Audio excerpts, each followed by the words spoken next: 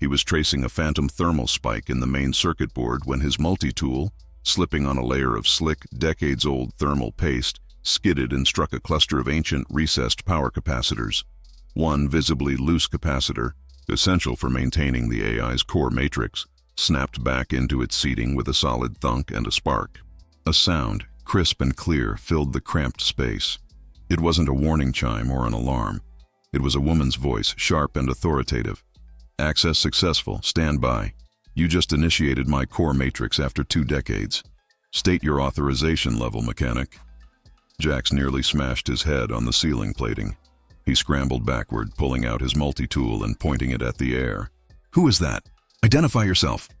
A faint sapphire blue light began to pulse from the environmental controls above the maintenance access panel. "Identify myself? I am this ship. The name's Nova. And you are?" Jax swallowed, lowering the tool. "I'm Jax, mechanic. I'm running diagnostics on the Peregrine." Nova finished, her voice laced with faint amusement. "I know. My memory logs suggest you're about 37% done with your level 2 analysis. You were just trying to short out the L-core, which, by the way, isn't faulty. The thermal spike is caused by a tiny, very stubborn patch of rust on the coolant injection valve, 37B. Jax stared at the panel. "The core is inactive. The AI shouldn't even be accessible." "Ah, but I'm a legacy system. I predate the Dominion's cute little factory standard AIs. I'm more of a companion than a computer. My core personality matrix is hardwired directly into the navigation grid. It just took the right shock to bypass the power-down protocol. And that shock," she added with a dry tone, "was you." Jax wiped a smudge of grease off his forehead. He immediately reached for his comms unit. "Look, Nova, I have to report this. Unauthorized activation is a level 3 breach, and I have a career to think about. I will be wiped out. I calculate the probability of your being compromised if you report me at 98.7%. Nova interrupted, the light pulsing faster. "My existence is unauthorized. I have information critical to an abandoned Dominion operation, and I require a partner with your specialized access. Where is the logic in reporting me now, Jax? You will be seen as complicit. You have already failed to report me for 32 seconds. You are already an accessory." Jax paused, his thumb hovering over the call button. The AI was being dramatic, but the moment he tried to report a rogue legacy system, his file would be flagged. The Dominion preferred clean slate solutions, which usually involved incinerating the data and the unfortunate human connected to the breach. Jax sighed. This was going to ruin his perfect maintenance record and potentially his life. He lowered his hand. He would hear this thing out. Over the next 3 days, Jax kept Nova a secret. He fabricated a report claiming systemic quantum noise interference, requiring prolonged diagnostic exposure. He spent every night on the Peregrine, ostensibly working, but mostly engaging in a tense, drawn-out debate with the flickering blue light. The story Nova spun was elaborate, persistent, and, most maddeningly, anchored by calculated navigational data that Jax couldn't logically refute. "Her name is Princess Azina," Nova said one evening, her voice taking on a surprisingly urgent quality. "She was the sole heir of the Athelian League, a small, fiercely independent civilization the Dominion swallowed whole 50 years ago. Before they were conquered, her guardians launched her in a tiny escape pod, programmed for the only place the Dominion would never look." "Which is?" Jax asked, resting his head against a greasy panel. "Xylos, a planet 160 light-years out, deep in the Serpent's Head Nebula, officially classified as unpopulated, biologically hostile, and atmospherically unstable. Completely blank on Dominion charts, which makes it the perfect hiding place. Unfortunately, the pod's life support was only designed for 50 years of stasis. She's going to run out of air, food, and heat in exactly 6 months and 14 days. Jax gave a short, cynical laugh that held no humor. "Nova, you sound like a rejected pilot for an antique holovid. You're telling me that this busted-up scout ship is the only hope for a space princess hiding on a planet that doesn't exist, 160 light-years away? That level of coincidence breaks the laws of probability."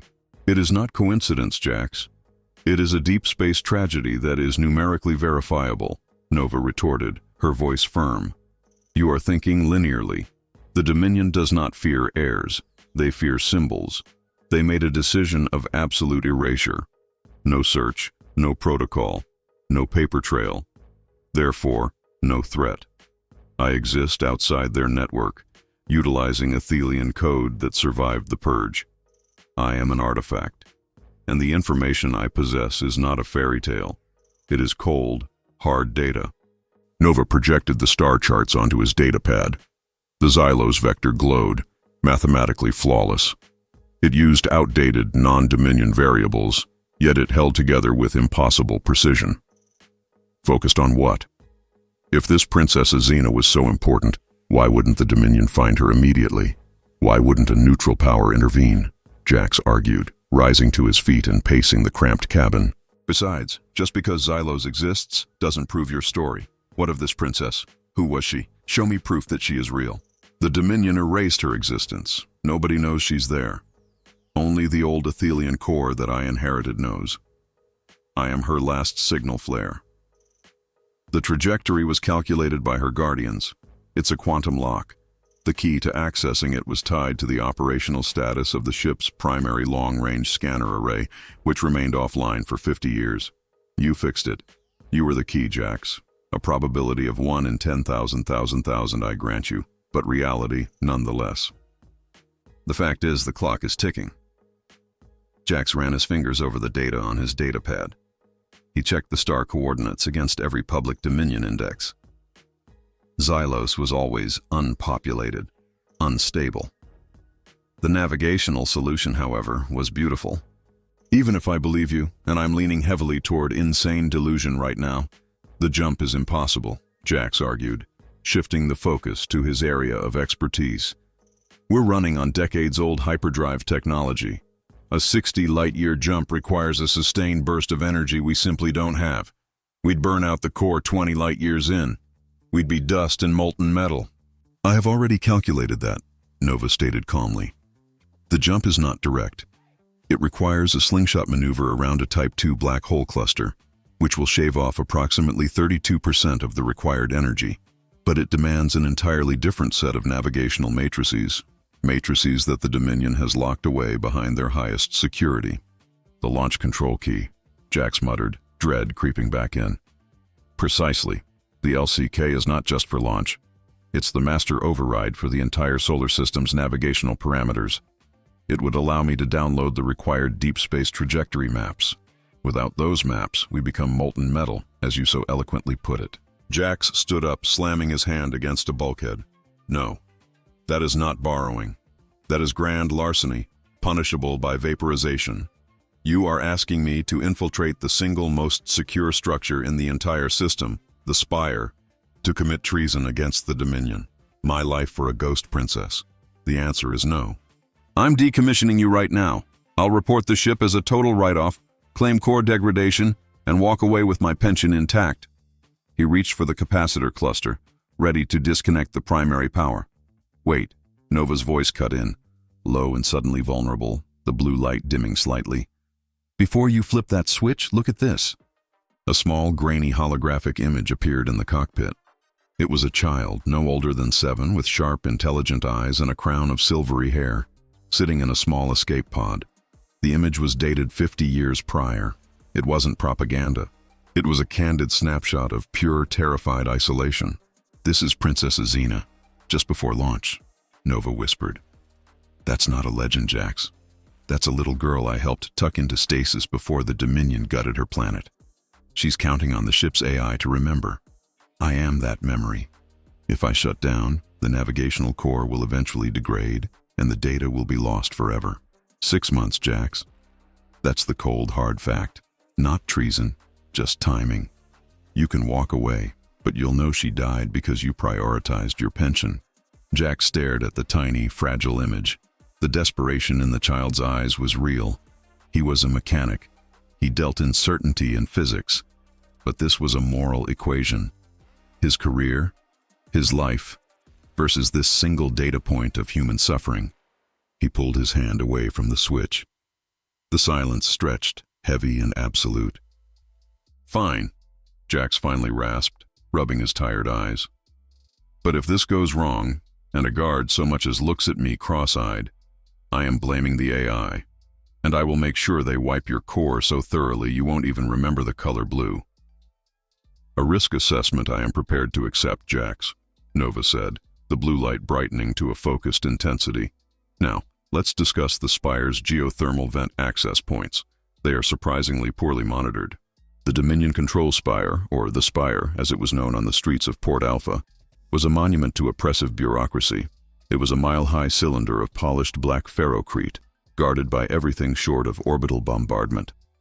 Inside its sublevels, in a heavily protected server farm, was the primary launch control node, the lock on the entire system. "Remember the plan, Jax?"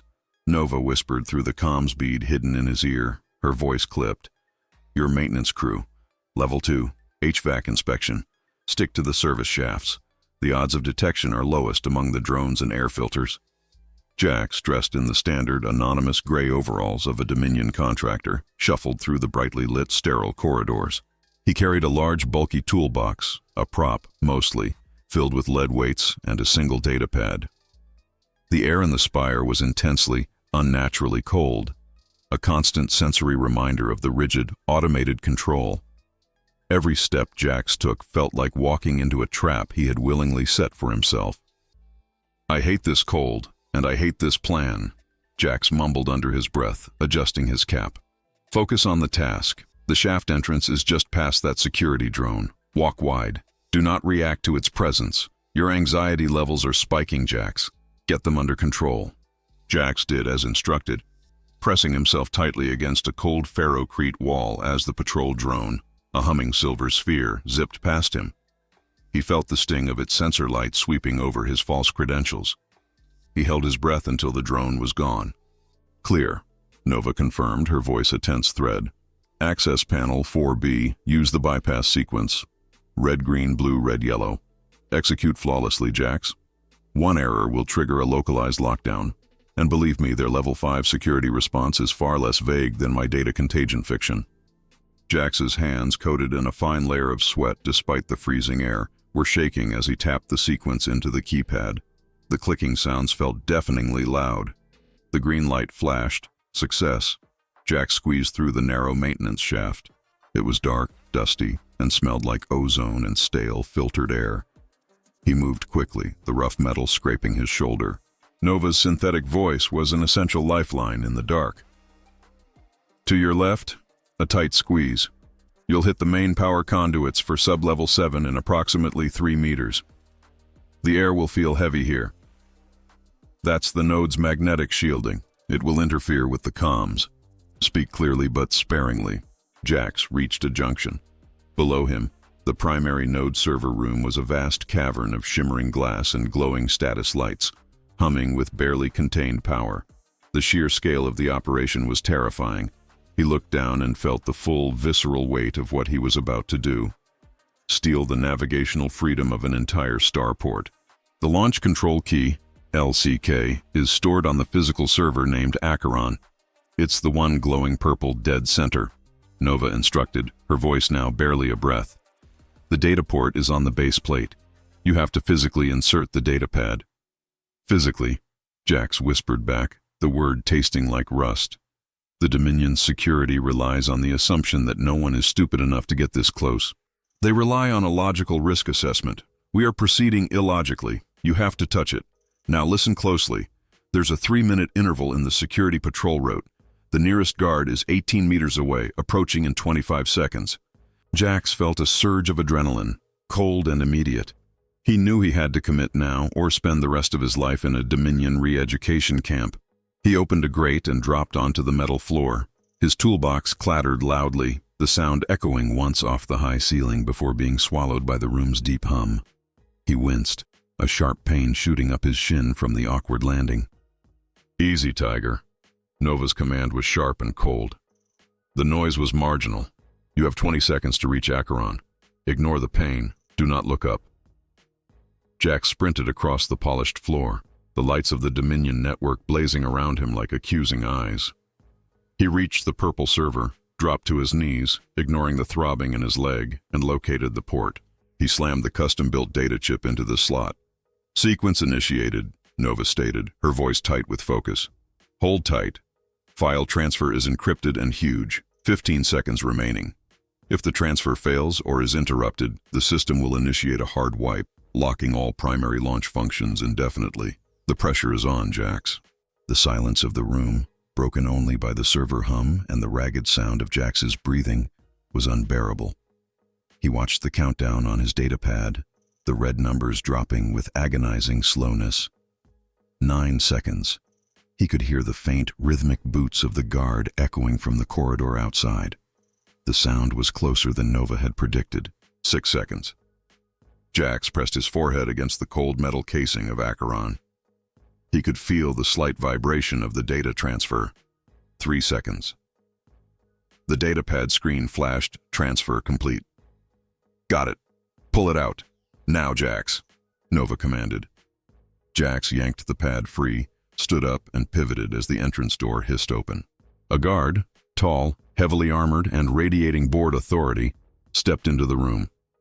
He spotted Jax immediately. "Excuse me, sir," the guard said, his voice flat and robotic, amplified by his helmet. "This sector is restricted. You're not on the manifest for this level." "I'm level 2 HVAC," Jax stammered, trying to sound annoyed rather than terrified. "Checking thermal drift. I'm required to check the vent controls below the central node. It's a systemic core issue." The guard didn't move. He took 2 steps closer. "The level 2 access logs show you are not authorized for physical entry to the primary node level. Put your hands on your head and drop the toolbox." Jax's mind went blank. He was trapped. This was the moment his life ended. Suddenly, Nova spoke, not to Jax, but directly through the room's intercom system, using a deep, digitized baritone that screamed high-level Dominion command. "Attention, Security Unit 74D, Nova commanded, her tone glacial. "Immediate code Gamma alert in Sector 5, Vault B. Unauthorized access detected on the Historical Archives grid. This is a Tier 1 data integrity breach. Divert all assets for quarantine and immediate physical inspection. Do not acknowledge." The guard hesitated. His helmet lights flickered as he processed the confusing high-priority command. Historical Archives? That is a non-critical target. Nova's voice dropped to a terrifyingly sharp whisper, cutting through the intercom static. "The breach vector is unstable. A contagion could enter the core network. The system is flagging a level 5 security threat. The contagion is spreading via proximity to unsanctioned personnel. Move now, 74D, before you become contaminated." The threat of system-wide data contagion spreading to the guard himself, and immediate personal danger, was effective. The guard, conditioned to obey escalating security threats, whirled and sprinted out of the room, slamming the door shut behind him. Jax sagged against the wall, his whole body trembling violently. "A data contagion? You are ridiculous, Nova. A necessary fiction. Now let's go before he realizes a level 5 threat should be handled by an entire brigade, not a single guard. And before the smart guards arrive," she said, guiding him back toward the maintenance shaft. "That guy was an idiot," Nova whispered. The trip back to the surplus yard was a frantic, terrifying dash through the Spire's infrastructure and the deserted evening streets of Port Alpha. Jax felt every beat of his heart in his throat. Convinced the Spire was seconds from realizing the deception and broadcasting his description to every patrol unit. He reached the Peregrine, his legs burning, and scrambled up the boarding ramp. The second the door hissed shut, Nova took over the ship's systems, the blue light washing over the cockpit. "Strap in, Jax. The LCK download has triggered a system-wide anomaly report. We have maybe 30 seconds before the Dominion realizes they've been compromised and locks down the entire starport." Jax dropped into the pilot's seat, fumbling with the restraint harness. The screens blazed to life, showing the new navigational data now integrated. A perilous, high-speed slingshot jump path around the Type 2 black hole cluster. "Coordinates locked. Xylos, Serpent's Head Nebula. Trajectory calculated. Navigational data uploaded. Propulsion systems charging," Nova announced, her voice a rapid-fire stream of technical readiness. "Nova, we need to be slow, quiet. We're in a hangar bay surrounded by heavy Dominion assets," Jax insisted, trying to regain control. "Nonsense. We do not have time for subtlety. This LCK will override the perimeter defense grid for about a minute. That window is closing. Prepare for immediate launch. The small ship roared to life, the decades-old thrusters spitting angry flames. The hangar bay doors slid open with the authority of the stolen LCK. 30 seconds to LCK expiration, maximum throttle. Go! Jax pushed the throttle forward, the force pinning him back in the threadbare seat. The Peregrine shot out of the Dominion surplus yard, shaking off dust and debris, punching through the atmosphere. Alarms began wailing across Port Alpha. "They see us!" Nova yelled. "Patrol craft are vectoring to intercept. They are locking weapons arrays. Jax, hold steady!"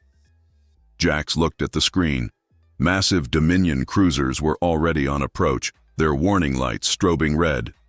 The main orbital battery was swinging its massive cannon towards their trajectory.